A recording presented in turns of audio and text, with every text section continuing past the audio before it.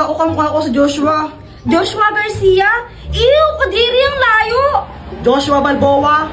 Oh my gosh, ikasal niyo rin ako sa pogi sana. Walang gusto magpakasal sa'yo, ang pangit mo! Anong sabi mo? Buset ka! Pat, suot mo muna to, sana yung sombrero mo. Ayoko. Bahala ka pag di mo to sinuot, magbabayad ka ng 100 pesos. Visit talaga?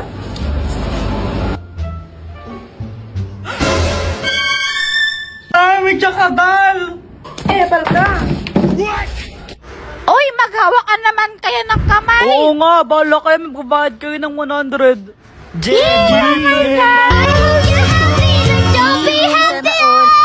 Samantha! Jepoy, bawal ka umalis dyan. Magbabayad ka ng 100. Bala ka.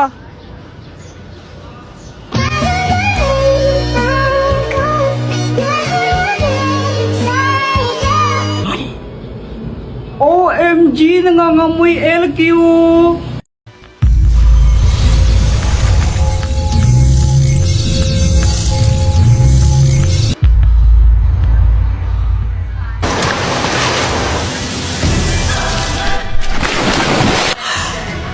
Kailangan kong makuha yung brilyante na yon. Hala, nasaan na siya? Kuya Jepoy, anong sinisilip mo dyan? Yaw! Ibigay mo sa akin yung brilyante mo. Ito ba? Di pwede. Sige na, please, Joanna. Akin na lang yan. Kailangan ko talaga yan eh.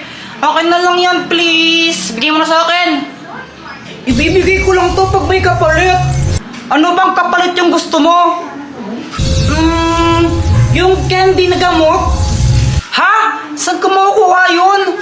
Problema mo na yun. Basta yun yung kapalit na gusto ko, candy na gamot.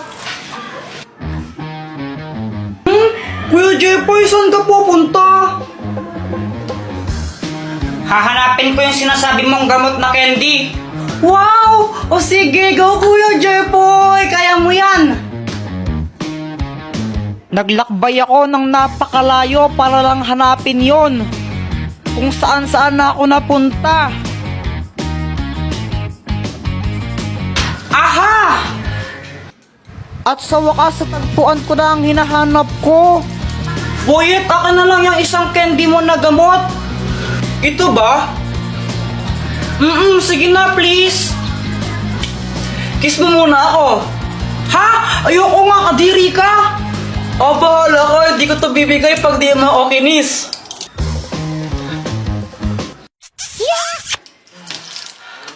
Joanna, yung candy mo na gamot. OMG, nakakuha ka.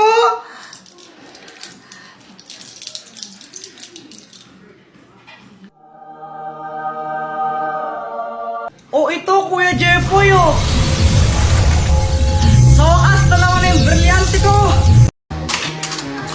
Kuya Jepoy. Kakagulat ka naman, Dr. Kwak-Kwak. Pili ka ako ng mas gusto mo. Ito o ito. Yung heart na lang para pag-ibig. O sige. Dr. Kwak-Kwak, asan ka? Dahil na pinili mo, kung sino man ang una mong makita, siya ang papangasawa mo. Ha? Jepoy, anak! O ano yan? Ba't nakatakip mata mo? Wala po, naglalaro lang po ako. Bili mo nga muna ako ng mantika doon kila Aling Pasing. Sige po.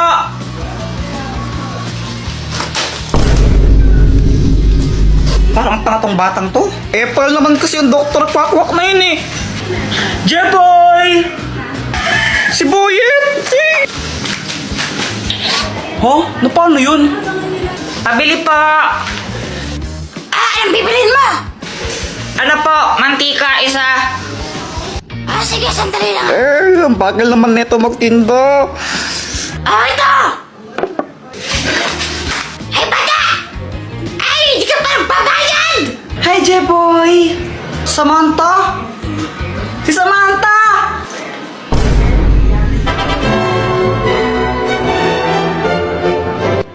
Jeboy, dito ako sa likod mo. Hindi!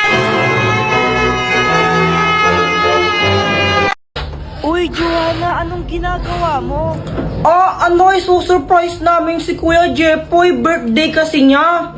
Wow, sana all! Kahapon pa kasi nagpaparinig yang si Jepoy tungkol sa birthday niya. Flashback. Mama, birthday ko na bukas. Anong gift mo sa akin? Ay nako, Jepoy, wala tayong pera ngayon eh. Next year ka na lang maghanda, tsaka mag-gift, no? Oh, ganun po ba? Okay po. Ang importante pong magkakasama po tayo. Ang bait naman ni Jepoy, oh. Pero mas gusto ko pa rin pag may gift. Eh dahil naging good boy naman siya ng mga nakaraan, kaya susurprise namin siya. Punta kayo mamaya, no? May pagkain dito. Opo! Happy birthday, Jepoy! Happy birthday, kuya! Ala, mama, kala ko po ba walang handa? Naging good boy ka naman kasi ng mga nakaraan, kaya sinurprise ka namin. O dito, blow mo na yung cake mo. Yay! Happy birthday, kuya! Blow the candle na, blow the candle. Mama, si Joanna, siya yung nag-ipan ng candle. Ito anak, may surprise pa ako sa'yo. Charan! Hala, mama! Ito po ba yan? Oo. Ito, buksan mo na.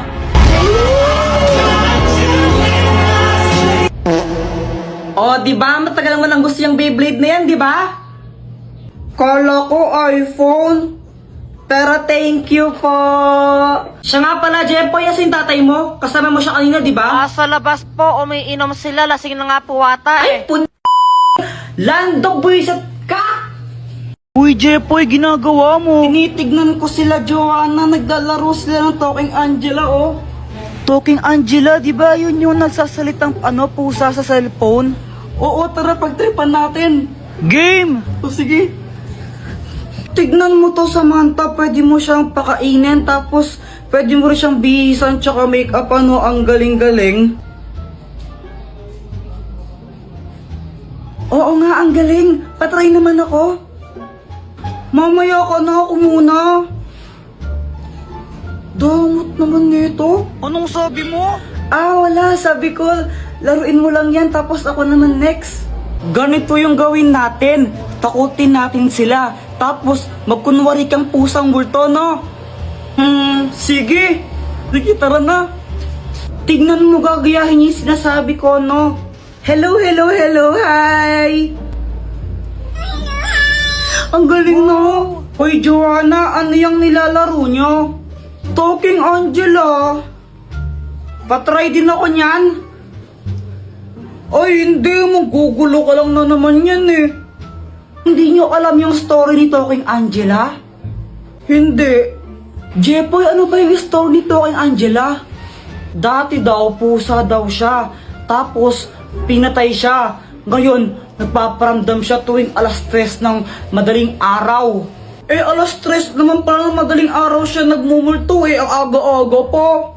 Oo, dati alas 3 lang ng madaling araw siya nagpaparamdam. Pero ngayon, kahit umaga, tanghali, gabi, nagpaparamdam na siya. Tapos kinakain niya yung mga biktima niya. Hala, grabe, nakakatakot naman yun.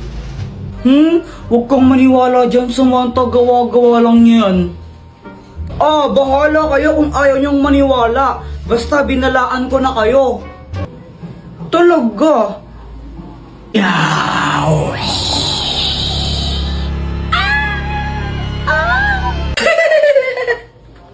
Appear tayo, boyet!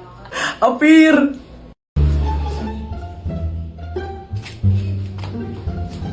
Uy, Kuya Jeff po, yung tsinelas ko! Boyet, tago mo tong tsinelas, dali! Lo, kanino ba yung tsinelas? Kay Joanna!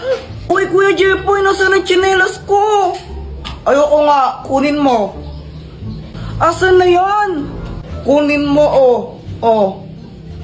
Ibigay mo na kasi.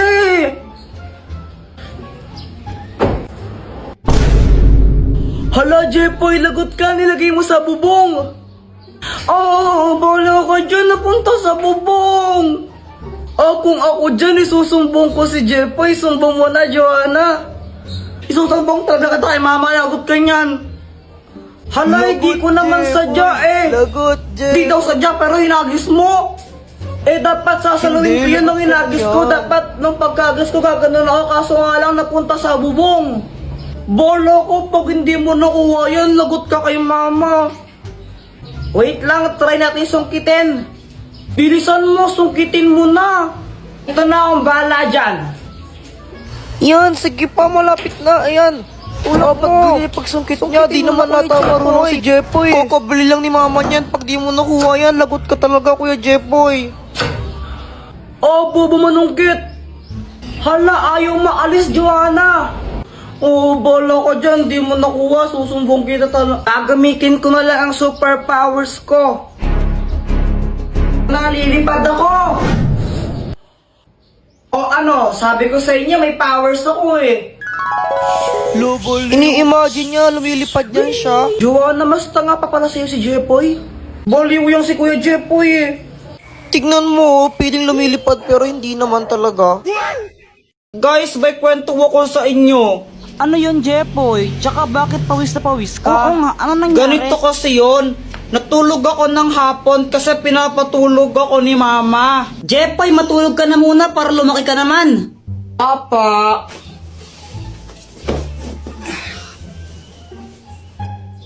O pati ikaw, Joanna, matulog ka na rin ha? Opo. Mainit talaga nun kasi summer na, pero okay lang kasi nakatutok naman sa kanyang electric fan eh. Okay na sana yung tulog ko kaso nga lang may nagpatay ng electric fan bigla. Sobrang init nun, pawis na pawis talaga ako ito. Tapos pagkagising ko nakita ko si Joanna. Tapos si Joanna ba yung sinisi mo nung nagpatay ng electric Oo. fan? O anong ginawa mo nun? Inaway ko lang siya. Sinong nagpatay ng electric fan? Joanna, ikaw nagpatay ng electric fan, no? Ang init-init, visit ka talaga, susundukin kita. Ah, nakapatay niyan, no? Papunta ko dito. Kunwari ka pa, ikaw nagpatay, no? Huwag ka nang magsinungaling, sinungaling ka talaga. Sure ka? Oo, 1,999% sure ako. Hindi ko yan pinatay.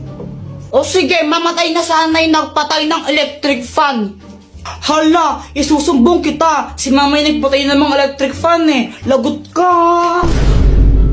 Oy, sandali lang.